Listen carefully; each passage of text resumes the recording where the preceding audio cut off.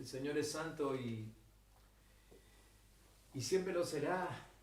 Él es santo desde la eternidad, desde siempre. Y por toda la eternidad Él seguirá siendo santo. Él es el único apartado de todo mal. A Él no le llega ningún virus, a su presencia no entra la maldad. Y Él, ese Dios santo, nos está invitando en este tiempo, nos está insistiendo en este tiempo a que entremos a ese lugar de santidad junto con Él, para también estar protegidos, pero por sobre todas las cosas, para que Él pueda hacer con nosotros todo aquello que programó desde el principio de los tiempos. Esta noche quiero tomarme unos minutitos para seguir con el pasaje bíblico que comenzamos a comentar el domingo en la transmisión. Y si alguno no pudo conectarse, sepa que en nuestro canal de YouTube, allí están todos los mensajes y pueden repasarlo. Y además, en este tiempo en que tenemos que estar en casa, pueden ver todos los videos que quieran, allí pueden nutrirse de palabra. Pero el domingo comenzamos leyendo el pasaje de Ageo, capítulo 1, y quiero volver a leerlo esta vez. Quiero hacerlo en una versión diferente. Me gustó mucho la forma en que lo expresa la nueva traducción viviente, ¿sí?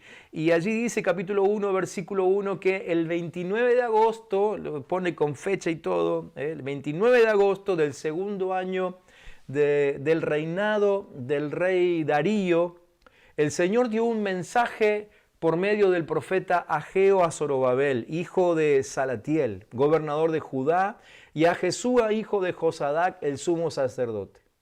Esto es lo que dice el Señor de los ejércitos celestiales.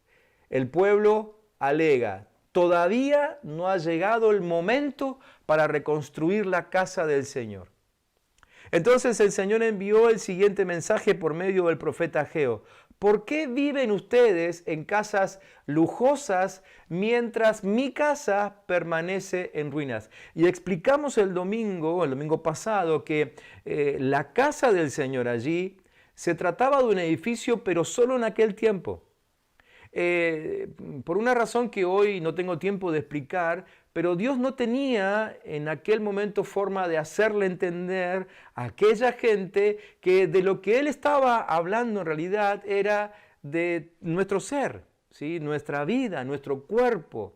Nosotros somos hoy la casa del Señor. Esa casa que según esta demanda tiene que ser restaurada, reconstruida en este tiempo. El versículo 5 dice, esto es lo que dice el Señor de los ejércitos celestiales. Miren lo que les está pasando. Han sembrado mucho, pero cosechado poco. Decíamos el domingo, trabajo excesivo con poco resultado. Comen, pero no quedan satisfechos. Eso habla de hambre y necesidad. Beben, pero aún tienen sed. Eso habla de una insatisfacción.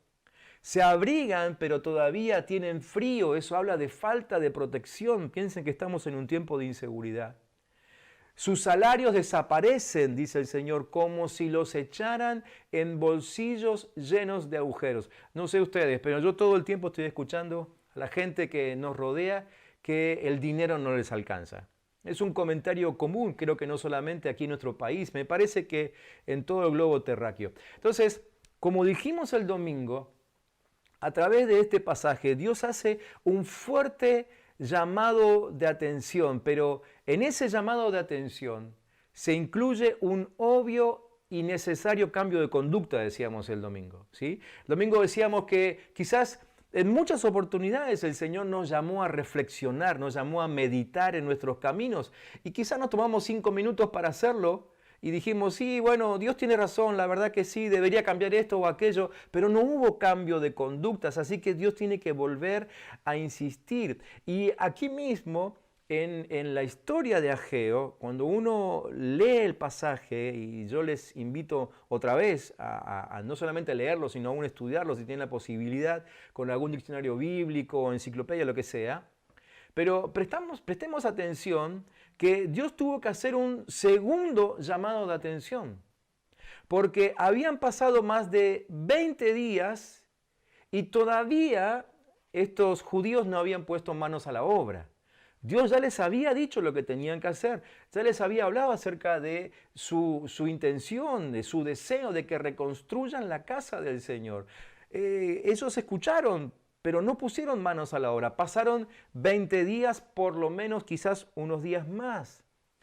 Así que mientras yo leía esto, yo la verdad que digo, espero que esto no nos pase a nosotros, que no pase tanto tiempo en que nosotros reflexionemos, pero avancemos también sobre un cambio de conducta. Espero que no pasen tantos días. El Señor nos está dando esta palabra ahora. Quizá alguno la escuchó recién el domingo, quizás el lunes cuando vio el video, no sé. Pero digo, espero que no pase tanto tiempo hasta que nosotros pongamos manos a la obra y empecemos a reconstruir el templo del Señor que somos nosotros mismos y preparemos en nosotros un lugar donde Él pueda habitar y comunicarse con nosotros fluidamente. Espero que no suceda. Pero mientras escribía esto en mis apuntes, se me cruzó el pensamiento por la mente, ¿y si ya sucedió? ¿Y si ya Dios nos habló y nosotros no hicimos caso y dejamos que pase el tiempo y por eso estamos viviendo lo que estamos viviendo?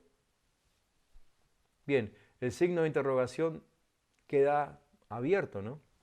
La cuestión es que después de ese llamado de atención, obviamente que viene de parte de Dios la recomendación, viene esa instrucción, viene el mandamiento del Señor al cual tenemos que atender. Y entonces, repito como decíamos el domingo, la palabra del Señor es, suban al monte, traigan madera, reedifiquen la casa. Lo leo otra vez, suban al monte, traigan madera, reedifiquen la casa. En esas 3 frases está concentrado todo el deseo del Señor para este tiempo. Como dije al empezar, desde el primer día venimos entendiendo que Dios mismo nos está pidiendo que nos encerremos. Isaías 26, ¿se acuerdan de ese pasaje? Lo hablamos, lo mencionamos un montón de veces. Isaías 26 dice que entremos a la intimidad con Dios y cerremos detrás de nosotros la puerta. Dios quiere este encierro. Hemos llamado a este tiempo encierro con propósito. Pero en ese encierro, ¿qué hacemos? Hacemos esto. Suban al monte, dice el Señor, traigan madera, reedifiquen la casa. Y quiero que pensemos brevemente, porque no voy a ser extenso esta noche, sobre todo en la frase de subir al monte. ¿Qué significa esto de subir al monte? En la Biblia muchas veces se habla del monte, y el monte es un símbolo de encuentro con el Señor. Así que esta orden obviamente que no significa que ahora vamos a salir de casa, no podemos además, y nos vamos a ir a algún cerro cercano por ahí. No, no, no. Lo que Dios está diciendo, enciérranse. Ese monte es símbolo de lugar de encuentro con Él. Necesitamos un lugar de encuentro con Él, más allá de que el lugar de encuentro es nuestro interior, pero también venimos aconsejando en estos días que haya un lugar físico en nuestra casa donde poder encontrarnos con Él. Y ese lugar físico sería buenísimo que cuando pase todo esto que estamos viviendo, esta cuarentena, que sea un lugar que lo podamos mantener e ir ahí continuamente otra vez a encontrarnos con el Señor. No sea cosa que el Señor nos tenga que llamar la atención otra vez. Quizá el monte al que se refiere Ageo, habla de un área que estaba por ahí cerca de Jerusalén. ¿Sí? Jerusalén tenía varios montes cerca de la ciudad y lo más probable es que como ellos recién estaban volviendo de unos cuantos años, unas cuantas décadas de cautiverio, esa zona había quedado despoblada o prácticamente despoblada, allí en los montes había crecido mucho los árboles, ¿no? Porque ya no estaban talando hacía bastante tiempo. Así que probablemente esté hablando de ese lugar. No importan esos detalles, tampoco tenemos forma de confirmarlos, pero lo que sí importa, en segundo lugar, con respecto al monte, es que da la idea de cercanía. Da la idea de cercanía. El subir al monte es algo que no está lejos de nosotros. Dios está diciendo, esto que yo les pido no es algo inaccesible, está cerca, lo pueden lograr fácilmente. Además, anoté en mis apuntes otra cosa también interesante, ¿no? Con respecto al tema de los montes, es que para ir al monte hay que salir de la ciudad, ¿sí? Y creo que ahí es cuando vamos acercándonos al verdadero propósito del Señor. La ciudad es sinónimo de ruido, de cotidianeidad, habla bueno, de esa vorágine, de lo que hacemos rutinariamente, ¿sí? Entonces, ir al monte significa dejar eso, apartarse de todo eso que hacemos constantemente, movernos de escenario. Bueno, es lo que nos ha sucedido. Hoy por hoy no podemos estar en estos días en los escenarios que habitualmente nos movemos. Bueno, la intención de Dios está detrás de todo esto. Dios quiere movernos de escenario para que entendamos ese tiempo de intimidad que tenemos que tener con Él. Pero lo más importante de esa orden, vayan ahora a los montes, es la prioridad que hay que darle a ese tema. Cuando el Señor le dice a su pueblo, vayan al monte, les está diciendo entre líneas, dejen de hacer lo que están haciendo y vayan al monte. Es decir, como hablamos el domingo, ¿no? Hay un cambio de prioridades, ¿sí? En lo que estemos haciendo, en nuestros negocios, en nuestros asuntos, en lo que diariamente estamos envueltos. Dios dice, dejen de hacer lo que están haciendo y denle prioridad a ir al monte, a ir a ese lugar de encuentro con Dios. Creo que todos estamos entendiendo. ¿Y qué hacemos en el monte? Traigan madera, dice el Señor. Traigan madera. Obviamente, el templo necesitaba materia prima para ser construido y la materia prima es la madera. Necesitamos materia prima para construir esta relación con Dios que tiene que ser restaurada. Y con respecto a traigan madera, quiero remarcar dos cosas. Una, alentadora. La otra, preocupante. La alentadora es esto. Para mí es muy importante, o fue muy importante, cuando leía en el pasaje que el Señor decía, traigan madera. ¿Por qué fue para mí importante? Porque el Señor no dijo traigan piedras. Si hubiese dicho traigan piedras, estaría hablando de que necesitamos también establecer otra vez los fundamentos. Así que a mí me alienta que el Señor me diga que solamente tengo que traer madera, porque eso significa que los fundamentos todavía están. Eso significa que aquello sobre lo cual yo alguna vez edifiqué una relación, todavía sigue estando ahí. Para mí es alentador y espero que sea alentador para ustedes también. Creo que esto es específicamente, es exclusivamente para el pueblo de Dios, ¿sí? Quizá hay alguno que está viendo el video o no sé, con el cual Dios tenga que empezar literalmente de cero. Pero esta palabra es alentadora especialmente para aquellos que somos parte del pueblo de Dios, aquellos que ya le pedimos a Jesús que sea el Señor y Salvador de nuestra vida, ¿sí? Para nosotros es alentador saber que no hay que empezar de cero, que alcanza con volver a traer esa materia prima que es la madera para construir el templo, ese lugar de encuentro con el Señor. Pero después de anotar aquello que era alentador para mí, en mis apuntes tuve que poner algo que era preocupante.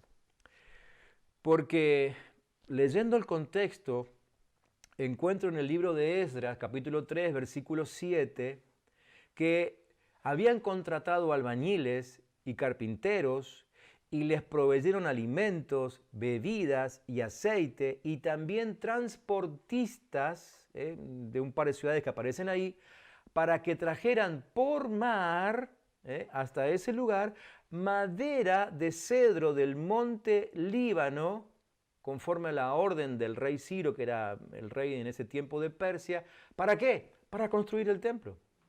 O sea, había habido una orden de que les llegue madera para reconstruir el templo. El domingo pasado decíamos que esa fue la intención con la cual Dios los llevó de vuelta a Jerusalén, que reconstruyan el templo. No lo habían hecho, se habían dedicado a sus casas. Pero había una orden para que la madera les llegue. No sabemos si quizá la madera nunca llegó. Pero también existe la posibilidad, y esto es lo preocupante, que la madera haya llegado, pero que la madera haya sido utilizada para construir las casas de cada uno de los habitantes de Jerusalén. Es preocupante. Es preocupante darse cuenta que los recursos que Dios envió sobre nosotros en algún momento para que construyamos una relación con Él, los hayamos usado para construir nuestra propia vida, nuestra propia casa, nuestros propios asuntos, nuestros propios intereses. Y lo que tendríamos que haber levantado en nuestras vidas, bueno, quedó ahí, sin construirse. Por eso el reclamo del Señor. Quizá el Señor mandó recursos de dones, de habilidades, para que vos y yo podamos establecer una relación de intimidad con Él. Quizá nos dio capacidad, quizá nos dio tiempo, quizá nos dio aún recursos financieros para que tengamos toda la libertad de acercarnos a Él. Pero usamos esos recursos para construir lo nuestro, edificar nuestra propia casa. Sería lamentable que eso hubiese sucedido. De todas formas, yo no quise dejar de decirlo esta noche porque es un llamado de atención, para mí primeramente, pero para todos los que estamos viendo esta transmisión y los que verán el video después. Porque debemos meditar sobre eso. Esa fue la demanda del Señor, que meditemos en nuestras acciones. Es evidente en la historia que Ageo nos cuenta que no fueron ni los deseos, ni los recursos, ni las fuerzas lo que le faltó al pueblo. Todo eso estaba. Pero el deseo, el tiempo, el recurso, las fuerzas fue utilizado para construir sus propias casas. Ahora el Señor nos llama a la meditación para que invirtamos nuestras prioridades y empecemos a darle ese tiempo, recursos, fuerza, etcétera, etcétera, etcétera, a Él, y que Él sea nuestra prioridad. Es evidente que la actitud de esta gente que vivía en época de Ageo era totalmente diferente, totalmente distinta, diametralmente opuesta a la actitud de David. David no era feliz sabiendo que él vivía en un palacio y Dios seguía habitando en medio de un tabernáculo hecho de pieles de animales. ¿Sí? Él lo dice allí en el segundo libro de Samuel, capítulo 7. Dice, mírame aquí, está hablando con uno de los profetas del tiempo, ¿no? Dice, mírame aquí habitando en un palacio de cedro, mientras el arca de Dios se halla entre simples cortinas. Que esta preocupación sea también la nuestra en este tiempo. Y que en este tiempo el Señor nos encuentre construyendo o reconstruyendo su casa con toda nuestra energía, con todo nuestro tiempo y aún con todos nuestros recursos. Que sea nuestra gran prioridad. Si no lo entendemos o si no lo queremos entender, corremos el riesgo de que, como decíamos el domingo, Dios nos pare la historia. Y creo que es eso justamente lo que está sucediendo en este tiempo. Dios paró la historia de todos. Nos dijo, basta, métanse adentro, mediten, reflexionen, suban al monte, entren a ese lugar de encuentro de intimidad conmigo, dice el Señor. Sepárense de la vorágine de todo el tiempo. Esto está dentro de sus posibilidades. No es algo difícil ni imposible. Creo que algunos ya empezaron a experimentar esto y les ha ido bien. Les ha ido bien porque además contamos con su bendición. Pero necesitamos este cambio de actitud. Necesitamos este cambio de prioridades. Dios tiene que ser primero.